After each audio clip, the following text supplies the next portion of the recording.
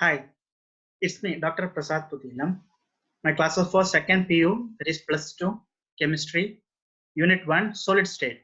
This is the first class in which I will be explaining about general characteristics of solids, amorphous and crystalline solids, classification of crystalline solids.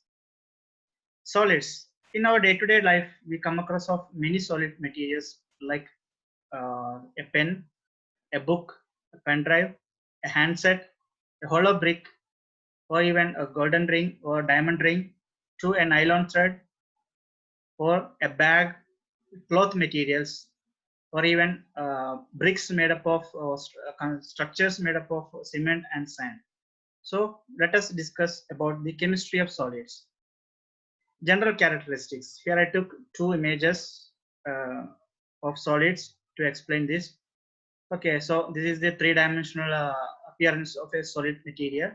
Okay, so in solids, the atoms or molecules or ions, they are so closely packed or they have stronger intermolecular attractive forces between two atoms or molecule or ions. They have stronger intermolecular. Inter means between two. Okay, not intra. Intra means within the molecule. Okay, so their intermolecular attraction forces are strong so that they exist in solid state. That is at sufficiently low temperature. So in coming slides, some of the example that I present here, you may feel that that is a liquid or a gas. But at sufficiently low temperature, they exist as solid material.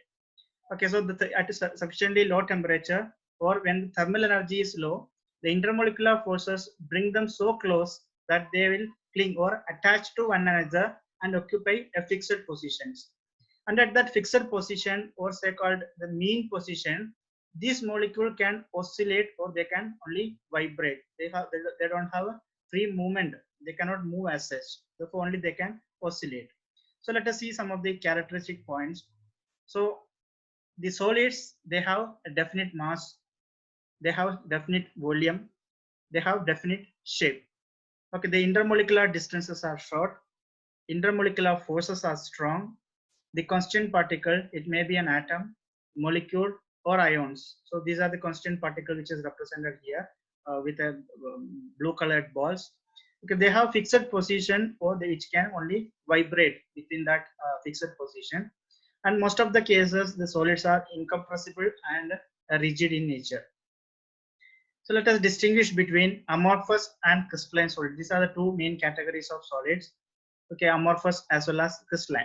In crystalline state, the atoms, molecules, or ions, they are arranged with a definite geometrical shape. Okay, with a well-defined arrangement of atoms. Whereas in amorphous state, the arrangement is not so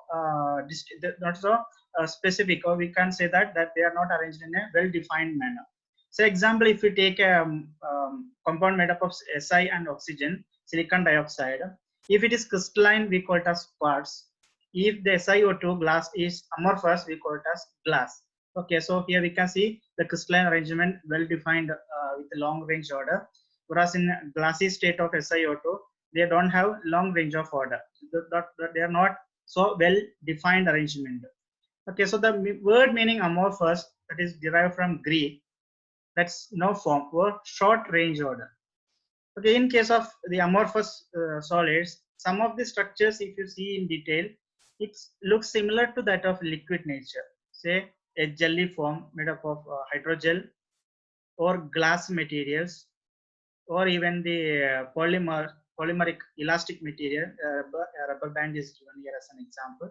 So we can say they look similar to that of liquid, whereas the crystalline state, they are true solids.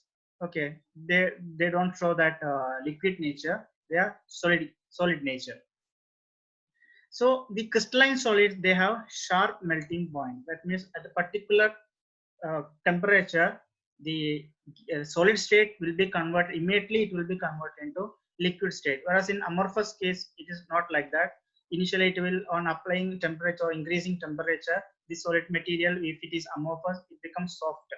It softens, then it are converted into the liquid state.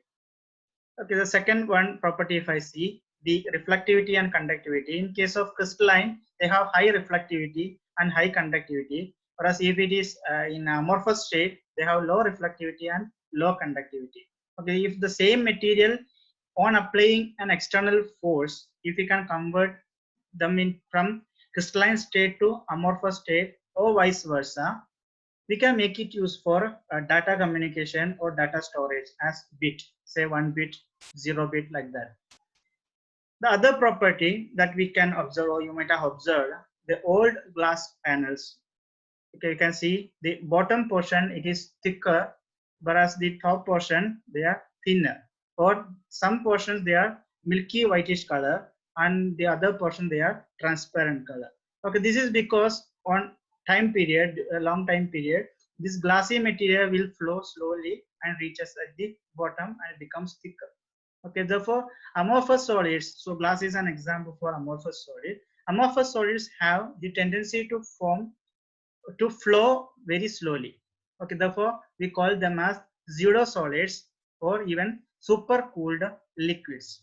Okay, we call it as either pseudo solids or super cooled liquids, whereas crystalline solids are true solids.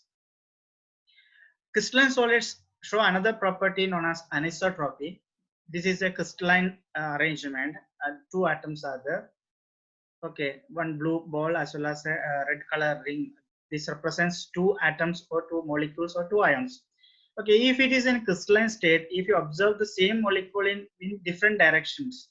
Okay, so a direction is given A, B. If you observe in these directions, the atoms present in that direction, and if you observe in C, D direction, this direction, and the atoms present in that direction are different.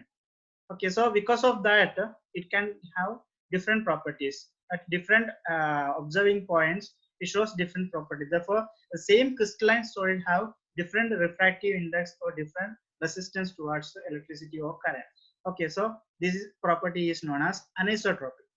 Whereas amorphous solids, they are isotropic in nature. We'll take some of the examples of amorphous and crystalline solids. I'll take first amorphous case. The first example, that is polyurethane. You might have seen polyurethane sheets like this, which is used mainly to prepare the cushioning effect for the sofa set or bed or even pillows. The second example that I took is Teflon.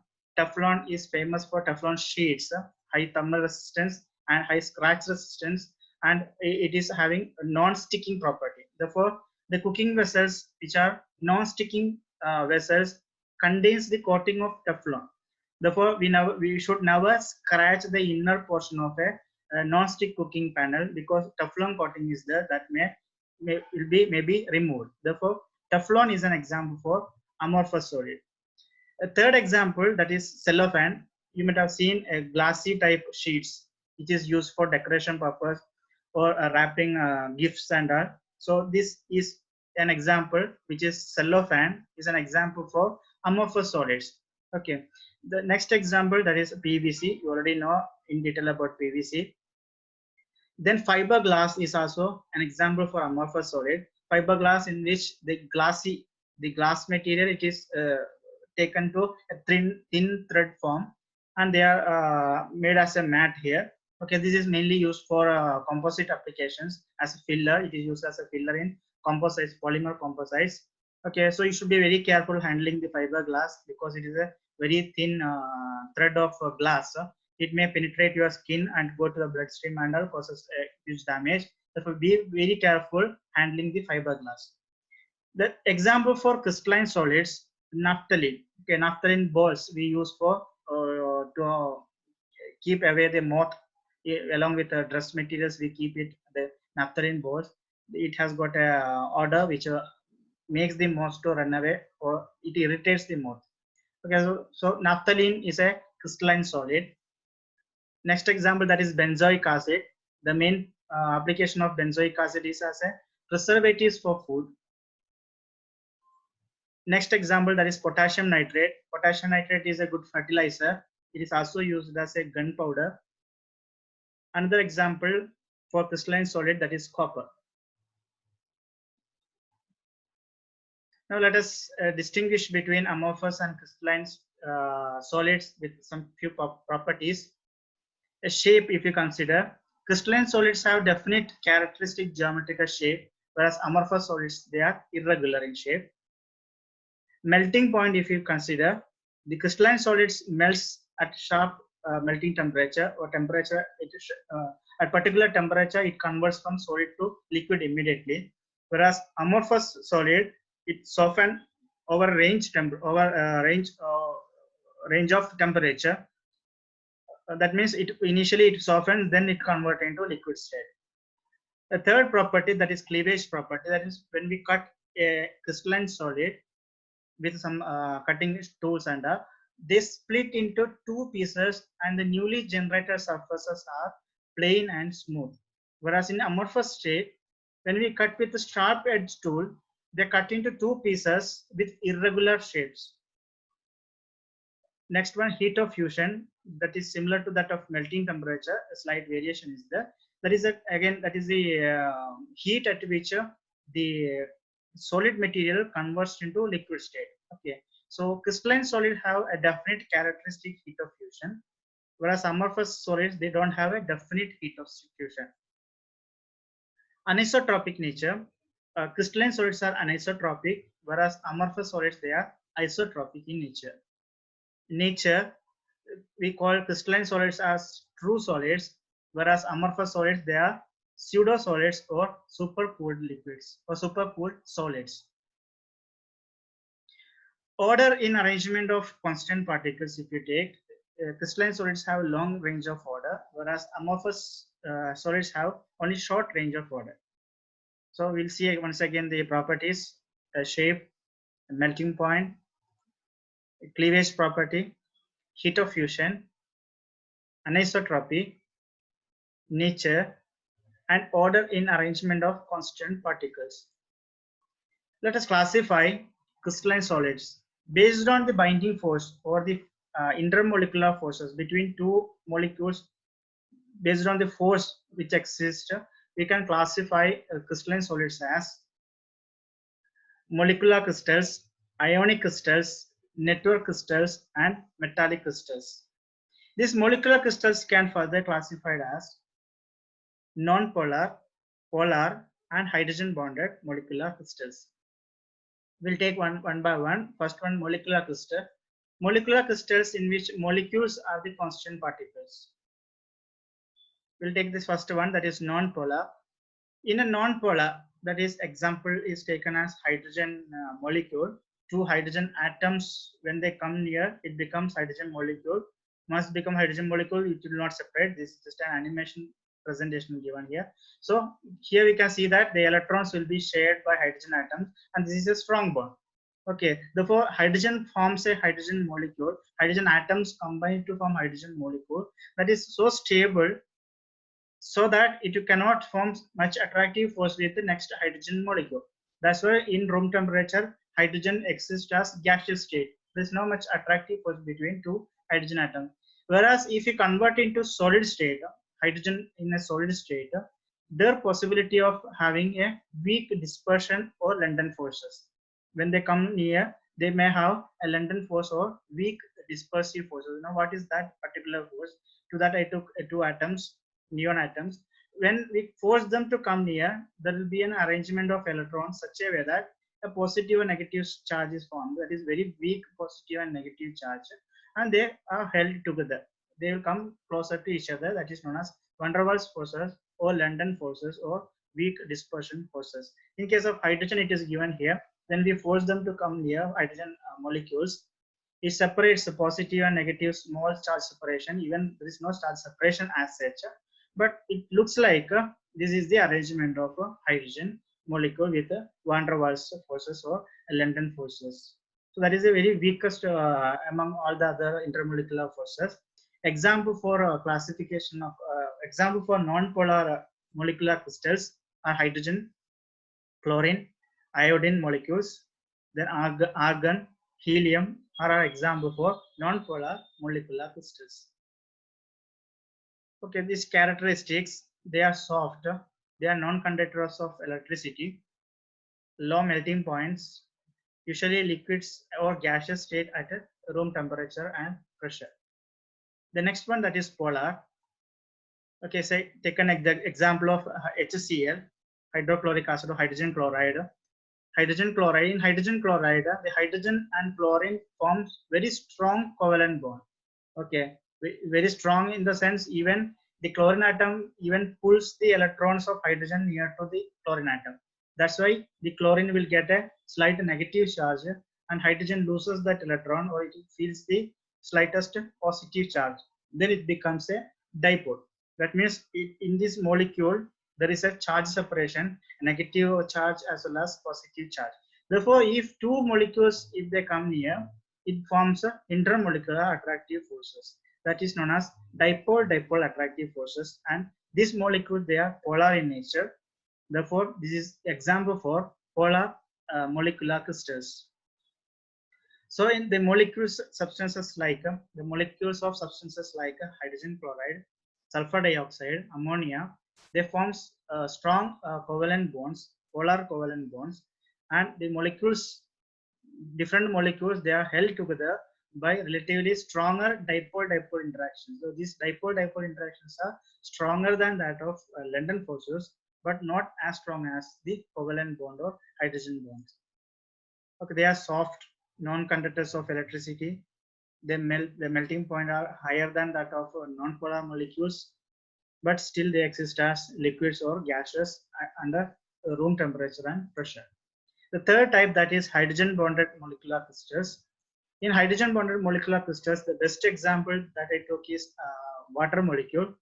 Okay, water molecule in which the electrons of hydrogen is taken by the oxygen, or it is attracted more by oxygen, and it forms a positive, slight negative charge for oxygen and positive charge for hydrogen. So I'm explaining the image which is given at the bottom, the HOH bond which is given here.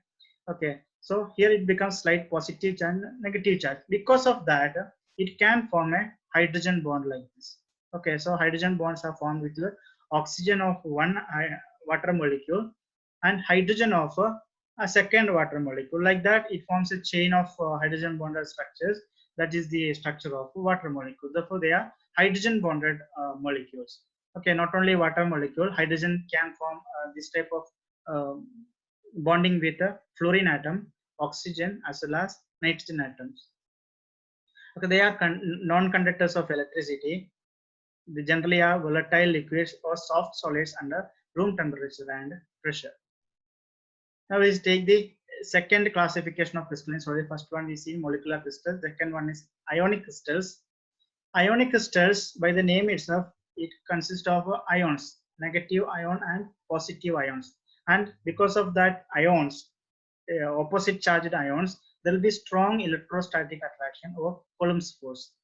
Okay, therefore, in ionic crystals, ions are the constant particles. The solids formed by three-dimensional arrangement of cations and anions. Cations are the ions which are having positive charge, and anions are the ions with a negative charge, and they form strong Coulombic or electrostatic forces. These solids are hard but brittle in nature, a high melting point. The ions are not free because they already formed a strong electrostatic forces in solid state. Whereas if it is in molten state, or if it is dissolved in water, say example sodium chloride, in molten state or a dissolved state with water, it is a good conductor.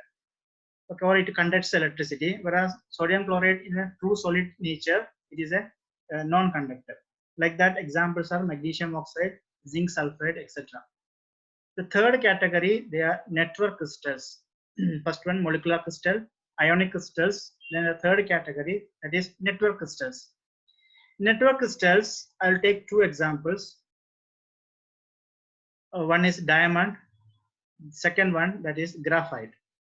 Okay, so both cases, it is carbon atoms joined to become a giant molecule. Okay, both are looks like a giant molecule. They are not so simple molecules, a little bit complicated, or we can say giant molecules. Okay, so those two examples are for network crystals. Okay, so a wide variety of crystalline solids of non-metals, they forms covalent bonds between adjacent atoms and forms a crystalline nature. They are giant molecule. The covalent bonds are very strong and they are having a particular direction. The bond formation are having a particular direction only. That's why the three-dimensional image we are getting, and therefore atoms are held very strongly at their positions. Such solids are very hard and brittle. They have extremely high melting points, or even they may decompose before melting.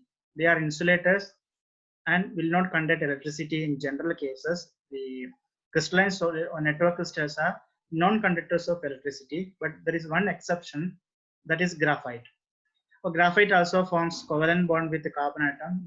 Nearby three carbon atoms, it forms strong covalent bonds, and there will be van der Waals forces, and therefore they appear or exist as layered structure. If you consider one carbon of a graphite, we can see it forms three sigma bonds, whereas it has got a free pi bond or a unhybridized p orbital. That is free p electrons there on each carbon atom. Therefore, on applying electricity or current, when the current reaches here, current means that is electrons. Even here it is also pi electrons. When electrons are given here, those electrons can move throughout this crystalline structure, a network structure, and it is a conductor of electricity. Therefore, graphite, it is soft and it is a conductor of electricity. Now the last classification, that is metallic crystals. First one, that is molecular crystals, ionic crystals, network crystals, and the last category, that is metallic crystals. Metallic crystals, metals, they forms a positive charged metal atom surrounded by a sea of electrons. Okay, it is covered by electrons, surrounded by electrons, which are even free to move. The electrons can move freely. Okay, therefore, in metallic crystals, it is a orderly collection of positive ions surrounded by and or held together by a sea of free electrons. These electrons are even mobile, or mobile means they can move. Ability to move is known as mobility. Okay, so each metal atom contributes one or more electrons towards this sea of mobile electrons. They are metallic crystals. And metallic crystals, their property, if you see, because of the free electrons, they are having high electrical conductivity, even thermal conductivity, and some of the metallic crystals, they shows this property which we call as lustrous property, or gives different colors. Okay, silver color, gold we call as golden color, like that. Okay, so different lustrous is because of the presence of the free electrons and their interactions. Even the metals, they are, we call it as ductile as well as malleable. Ductile means we can make into thin threads. That means on converting, we can convert them into thin threads. The ions, the atoms will be converted in such a way that it can be converted into thin threads. And also we can compress the structure to thin sheets. These are the properties. Ductile and malleability are the properties of metallic crystals. Okay, so this is the classification of crystalline solids. So we'll conclude this one. Molecular solids have three types: non-polar, polar, and hydrogen bonded, in which molecules are the constant particle. If you consider the first one, non-polar, dispersion or London forces make them closer to each other. Examples: hydrogen, iodine, carbon dioxide, argon, carbon tetrachloride. They are soft in nature, they are insulator, the melting point is very less. Second case, that is polar, they have dipole-dipole interactions. HCl or SO2 are example for polar molecular solids. They are soft in nature, they are insulator, their melting point is very less. Not very less compared to non-polar. The third one, that is hydrogen bonded, having hydrogen bonding. Ice is an example for hydrogen bonded molecular crystals. They are hard, they are insulator, and comparatively low melting point. A second category, they are ionic solids. Ionic solids in which ions are the constant particles. The ions have strong Coulombic or electrostatic attractions. Sodium chloride, magnesium oxide, zinc sulfate, etc. are example for ionic solids. They are hard but brittle in nature. They are insulator in solid state, but if it is in molten state or in aqueous, or it is dissolved in water, that is aqueous. In aqueous state or in molten state, these ionic crystals are conductors. Whereas in solid state, they are insulator. Their melting point is high. Metallic solids, that is having positive ions in a sea of delocalized electron. Delocalized means they are not having a particular locality or they are moving. Therefore, it is delocalized, the word. They are having metallic bonding. Examples: iron, copper, silver, magnesium, etc. They are hard but malleable and ductile. They are conductors in solid state as well as in molten state. They have fairly high melting temperature. The covalent or network solids. Atoms are the constituents of a covalent or network solids. Covalent bonding, strong covalent bond is formed. Examples: quartz, diamond. They are very hard, they are insulator and having very high melting temperature. One exception, that is graphite, which is a network solid having covalent bonds, but they are soft and it is a conductor of electricity because of the presence of free pi electrons. So that is an exceptional case also. Okay, so this is the class for second PU, that is +2 chemistry, unit 1, and it's class 1. I'll sign out from this presentation. Thank you very much for watching this video. Have a nice day.